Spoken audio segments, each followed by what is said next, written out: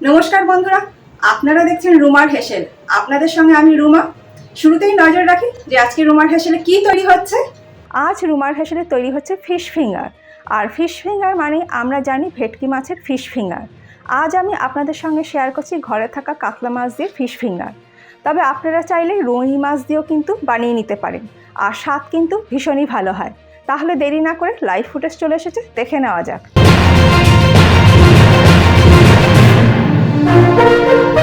Fish finger বানানোর জন্য নিয়েছি 3 পিস কাতলা মাছের পেটি। আপনারা চাইলে কোলের মাছ বা গাদার মাছও নিয়ে নিতে পারেন। মাছগুলোকে আগেই ভালো করে ধুয়ে নিয়েছি। এবার অল্প পরিমাণে নুন আর হলুদ মাখিয়ে মাছের পিসগুলোকে 10 মিনিট রেখে দেব। আর কাতলা মাছের বদলে রুই মাছ দিয়েও কিন্তু ফিশ ফিঙ্গার বানিয়ে নিতে পারেন। 10 মিনিট পরে আমি একটা কড়াইয়ের মধ্যে মাছের পিসগুলোকে দিয়ে দিচ্ছি। তার মধ্যে দিয়ে দিচ্ছি হাফ কাপ জল। গ্যাসের ফ্লেমটা মিডিয়ামে রেখে ঢাকা দিয়ে 7 থেকে 8 মিনিট মাছের পিসগুলোকে সেদ্ধ করে নেব। খুব বেশিক্ষণ ধরে কিন্তু সেদ্ধ করার দরকার নেই। এক পিঠ সেদ্ধ হয়ে গেলে অপর পিঠ উল্টে দিয়ে মাছগুলোকে সেদ্ধ করে নেব। রুই বা কাতলা মাছ কিন্তু সেদ্ধ হতে খুব বেশি সময় লাগে না। আর যে জলটা দিয়েছিলাম পুরো জলটাই কিন্তু শুকিয়ে নেব।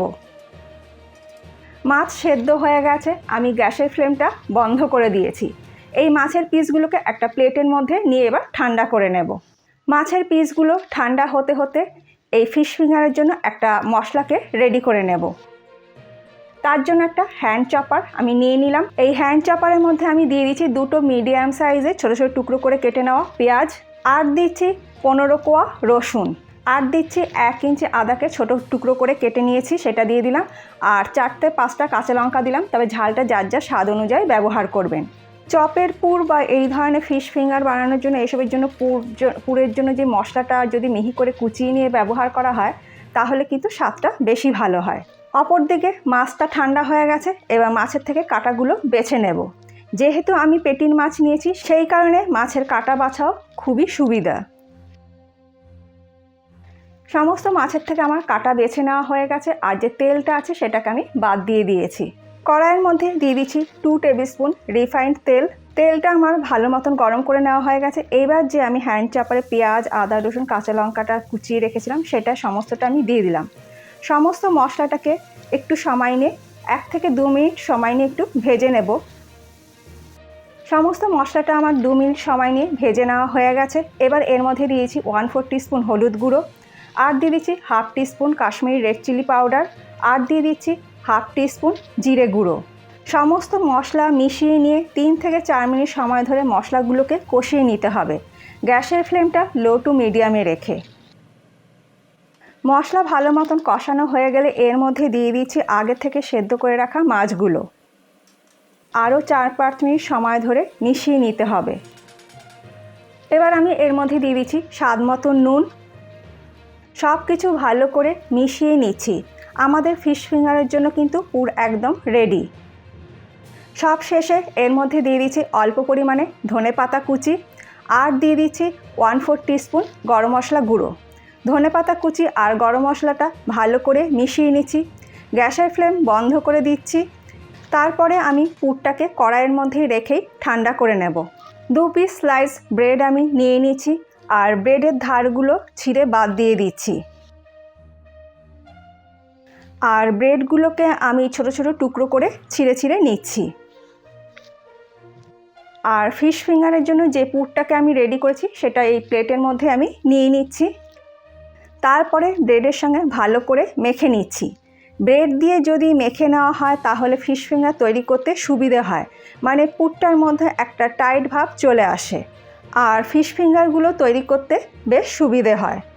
দেখুন আমি হাতের মধ্যে একটু পুর নিয়ে ফিঙ্গারের শেপ দিয়ে নিচ্ছি। রেসিপিটা কেমন লাগলো কমেন্ট করে জানাতে ভুলবেন না। যদি ভালো লাগে তাহলে আপনারাও বাড়িতে একদিন ট্রাই করে দেখুন, আশা করি আপনাদেরও ভালো লাগবে। রেসিপিটা ভালো লাগলে আমার চ্যানেলটাকে সাবস্ক্রাইব করে আমার ছোট্ট পরিবারের সদস্য হয়ে যেতে পারেন। আমার প্রত্যেকটা ভিডিও যদি আপনি মিস না করতে চান তাহলে পাশে থাকা বেলটাও প্রেস করে দেবেন। আপনারা চাইলে আমাকে ইনস্টাগ্রাম ও ফেসবুকেও ফলো করে নিতে পারেন। প্রত্যেকটা ফিঙ্গার আমার গড়ে নেওয়া হয়ে গেছে। 1 প্যাকেট টোস্ট বিস্কুট আমি নিয়ে নিয়েছি। বিস্কুটের গুঁড়ো আমি তৈরি করে নেব। ব্লেন্ডিং জারের মধ্যে আমি ছোটো ছোটো টুকরো করে বিস্কুটগুলো দিয়ে দিচ্ছি। তারপরে আমি মিক্সিতে বিস্কুটের গুঁড়ো তৈরি করে নেব। দেখুন আমি বিস্কুটের গুঁড়ো তৈরি করে নিয়েছি। একটা বাটির মধ্যে আমি 2টো ডিম ভেঙে নিয়ে নিয়েছি। তার মধ্যে দিয়েছি খুব সামান্য পরিমাণে নুন আর দিয়ে দিচ্ছি খুব সামান্য পরিমাণে গোলমরিচ গুঁড়ো। ভালো করে ডিম দুটোকে ফেটিয়ে নিচ্ছি। বিস্কুটের গুঁড়ো তৈরি করার জন্য কিন্তু টোস্ট বিস্কুটই নিতে হবে, কোনো মিষ্টি বিস্কুট দিয়ে কিন্তু বিস্কুটের গুঁড়ো তৈরি করা যাবে না। ডিম দুটোকে ভালো করে ফেটিয়ে নেওয়া হয়ে গেছে। এবার আমি ফিশ ফিঙ্গারগুলোকে তৈরি করে নেব। একটা করে ফিশ ফিঙ্গারের রোল ডিমের গোলায় আমি প্রথমে ডিপ করে নিলাম, তারপরে বিস্কুটের কোট করে নেব। এই প্রসেসটা আমি 2বার করব। আবারও আমি একবার ডিমের গোলায় ডুবিয়ে নিয়ে বিস্কুটের গুঁড়োতে কোট করে নিচ্ছি। এইভাবে ডবল কোট করলে খেতে কিন্তু বেশি ভালো হবে।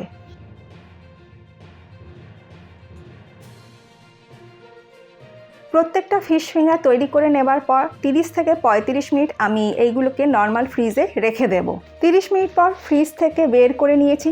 কিছুক্ষণ নর্মাল টেম্পারেচারে রেখে তেলে ভেজে নেব। তেল ভালো মতন গরম করে নিয়ে আমি ফিশ ফিঙ্গারগুলোকে মিডিয়াম ফ্লেমে ভেজে নেব।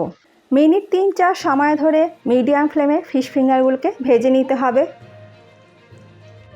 যে দুটো ফিঙ্গার আমি আগে দিয়েছি সেটা ভাজা হয়ে গেছে, সেটা আমি তুলে নিয়ে নিচ্ছি। প্রত্যেকটা ফিশ ফিঙ্গার আমার ভেজে নেওয়া হয়ে গেছে। ওপর থেকে ছড়িয়ে দিচ্ছে একটু বিট নুন।